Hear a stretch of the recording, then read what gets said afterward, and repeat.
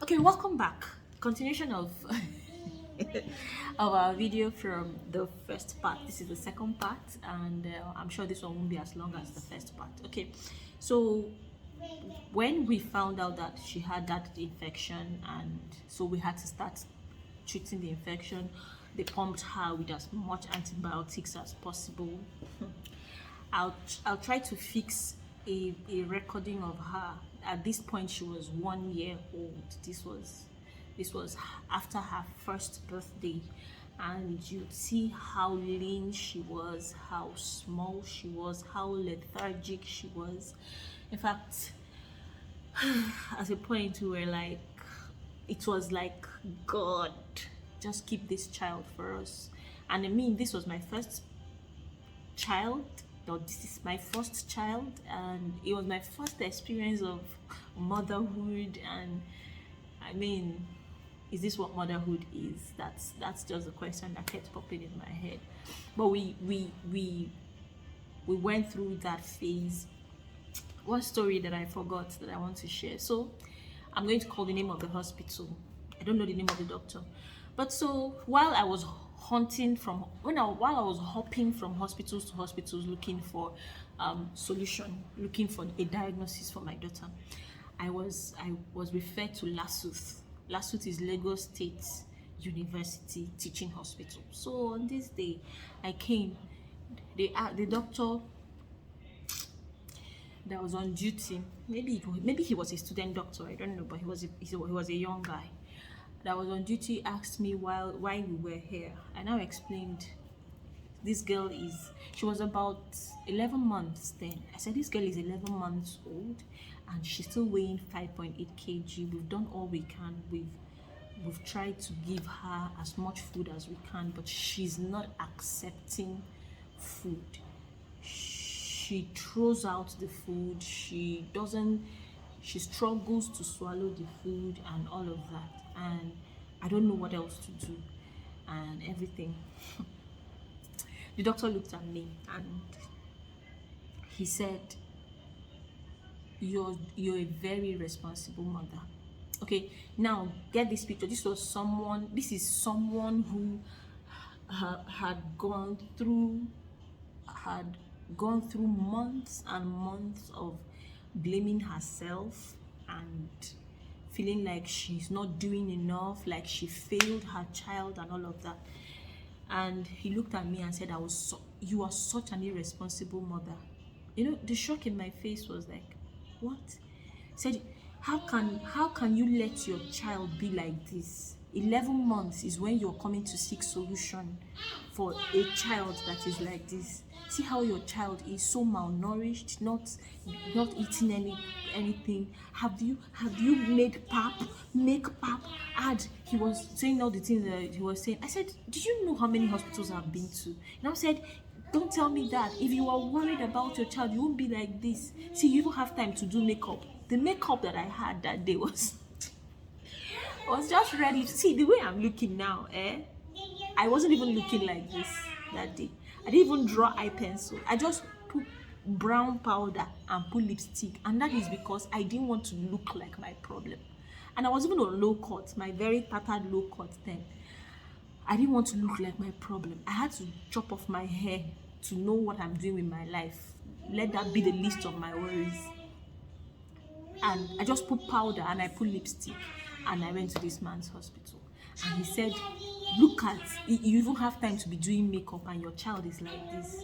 That day, on my way home from the hospital, I cried. Of course, I got home and I told my husband, Baba was so angry that he didn't go to the hospital with us that day. And of course, I know if he had gone to the hospital with us that day, oh my God, that doctor, that doctor would have heard it.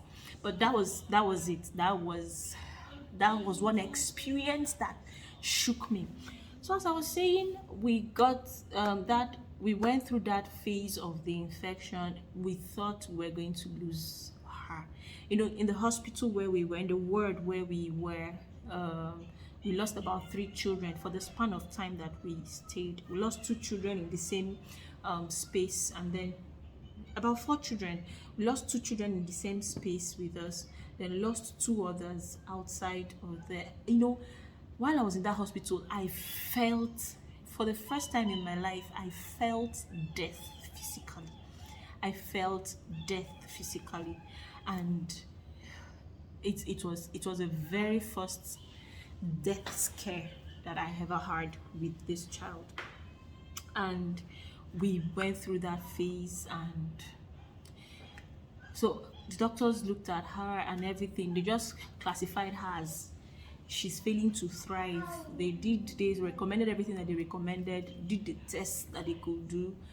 They couldn't find anything. The next thing they were saying is that they would have to send us to the ward for us to stay in the ward while they try to do their investigations.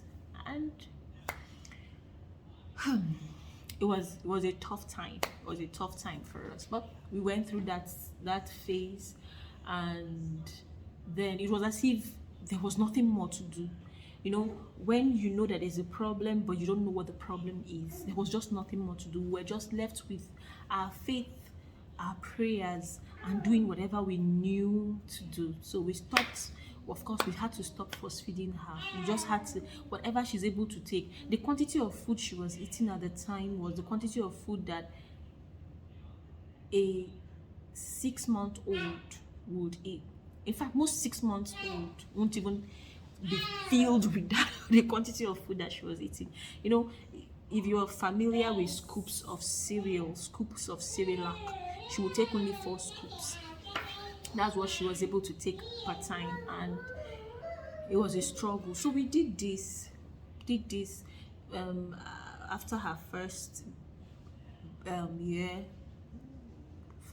Got down to when she was about 15 months. Yes, 15 months. My cousin, we were at a family gathering, and my cousin said, okay, why don't you go and meet so and so doctor? And then we went to meet the doctor. The doctor just referred us to the neurology unit. Why nobody referred us to the neurology unit before then still beats me till tomorrow. Why nobody? It was only one doctor in Surulere General Hospital who talked about something about muscle dystrophy and then rickets. She said those are the 2 things she suspected, but she couldn't still see it to the end. So when we were referred to the neurology clinic, so the pediatric neurologist looked at her and said, that she does. So she referred us to do some tests and all of that. At that point, my husband was already fed up with the whole Nigerian system, and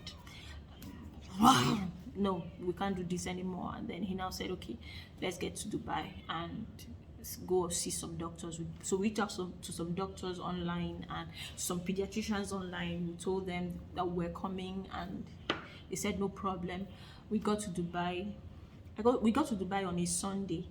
We had our appointment with the doctor on a Monday, with a pediatrician, a general pediatrician on a Monday. Immediately the doctor looked at her. He just said, I suspect spinal muscular atrophy, but I'm going to refer you to a specialist who would look at her and do the prerequisite tests for her to confirm whether it is spinal muscular atrophy or not. And that was it. The next day we went, we did the test. When the doctor asked us questions and everything, he was almost 90% sure that it was spinal muscular atrophy. Daughter of man now went to start doing research on spinal muscular atrophy. But somewhere at the back of my mind, I just said, it's not our portion. It's not our portion. They will still do this test and it will still come out and they will say it is not it, and all of that and everything. Anyways, 6 weeks after the test, we had gone back to Nigeria. Coronavirus had taken over, and the result came out, and the diagnosis was spinal muscular atrophy. That's what the diagnosis was. And in future videos, I'll talk about the whole emotions, how I went through depression, how how I went through a very dark time in my life, in my Christian faith, in my marriage. Yes, I went through a very dark time, and I'll still share in subsequent videos. Most of the things I'm going to share in this channel will be my personal experiences combined with other people's personal experiences and all of that. So you've heard our story. I know it was a very long story, but I just hope you were able to pick one or two things from it. So let's get down to the symptoms to look out for. Like I said, it's not your portion. I do not pray for this for any of your children. I do not pray for this for any of your children. I don't even pray for it for my enemy. I don't pray for it for my enemy. But you could save the life of a child if you notice any of these things. One is a low amniotic fluid before delivery. Not every time someone has low amniotic fluid that it means is a genetic is SMA, of course not. But the truth is that when there's an unexplainable oligohydramnios low amniotic fluid, there's a high chance that there's a genetic disease involved. Not all the time, remember. Then another thing is low birth weight, most especially if the child is a type 1. It's type 1, they start showing symptoms either from birth. Between 0 to 6 months is when they start showing.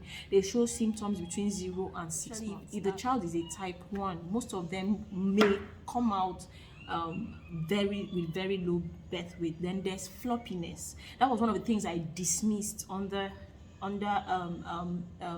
preemie babies. They'll tell you that some preemie babies can have the floppy baby syndrome, but you know, floppiness is that you lift the child up and the child is, they say is rag doll baby effect. Like the baby is just like a rag doll. Fortunately for us, she was able to hold her neck. She's been able to hold her neck even up till now, to a great extent. And so the floppiness was used to be from waist down, and also you wouldn't see the floppiness. Her waist up, she looked stronger than from waist down. So if you notice that floppiness when you carry the child up and the child just cannot carry head up, cannot hold themselves up, it's a huge sign. Another thing is difficulty with feeding. This one is not a child that does not like to eat. It's different if a child does not like to eat. This one is that the child cannot keep food down. You know, when you put food for them to swallow, they carry it in their mouth and just hold it there for a long time. And then if you try to force them to swallow the food, they might choke, they start coughing, start trying to behave as if they are throwing up. The typical Nigerian mother mentality. You want to beat nonsense out of the child. What is wrong with you? Which kind of nonsense child is this? You don't want to eat and all of that. But sometimes patiently look, why is this child not eating? Why is this child not eating? And then not putting on commensurate weight. You know, there's weight that is expected. When they say that there's a curve that the child goes through, the weight curve that the child goes through. Kantu was always, you know, they are in percentiles. Kantu was not even in zeroth percentile, there's anything like that. It was always off the chart. She was not even in the chart at all. And so not putting on weight could be a sign also. And then failing to thrive, you know, the child is always lethargic, always looking sickly, always cranky, not meeting up milestones, and then losing the milestones that they've met. A child that used to sit suddenly stops sitting. A child that used to put their hands down on the table suddenly stops putting their hands down on the table, and things like that. So and then difficulty in breathing. Some of them have difficulty in breathing, you know. Some of them, while they are sleeping, they are snoring. It looks as if something is blocking. some of the questions they asked us when they were checking up on Kamsi was, does she stop breathing at night? That's one of the things. Some of them don't just stop, I mean, as in stop breathing. Like the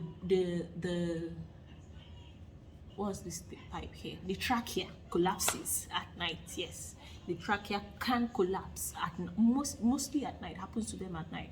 So you see that most times at night you have to keep changing positions and all of that if the person is not on assisted respiration.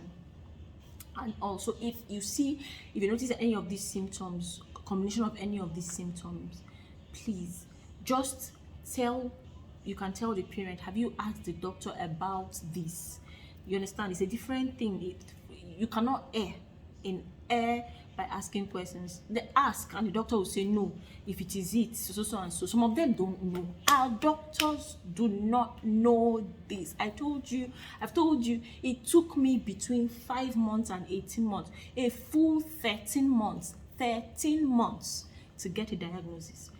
13 months of going to different hospitals, seeing different doctors to get a diagnosis. So most of them do not know about this. So you could save a mother's life, you could save a father's life, you could save a child's life by talking about this. So that's why I'm sharing these symptoms. I'm not saying for you to look out for it, that it could happen to you. I don't pray for it for you, but I'm just saying that you could see a child who is lethargic, who has some of these symptoms, and you can say maybe you should talk to her or his doctor about spinal muscular atrophy and let them have it checked out. I hope you've been able to learn something from this my 2-part video, and please don't forget, share with people that you think would need this. This is just our story, and I'm sure it will encourage a lot of people and encourage someone out there. So you can share, you can talk to someone about it, you can share it with somebody. If you have noticed someone's child who you suspect may have something like this, you can share with them. And in the description box, I'm going to put my contact for anybody who wants to reach out to me and ask me questions about these things. I'm very open and willing to answer questions and to give as much help as I can. Here saying thank you so much for watching this video. I'll see you in another video. Hey, subscribe if you have not subscribed. So thank you very much for watching. I'll see you. Bye.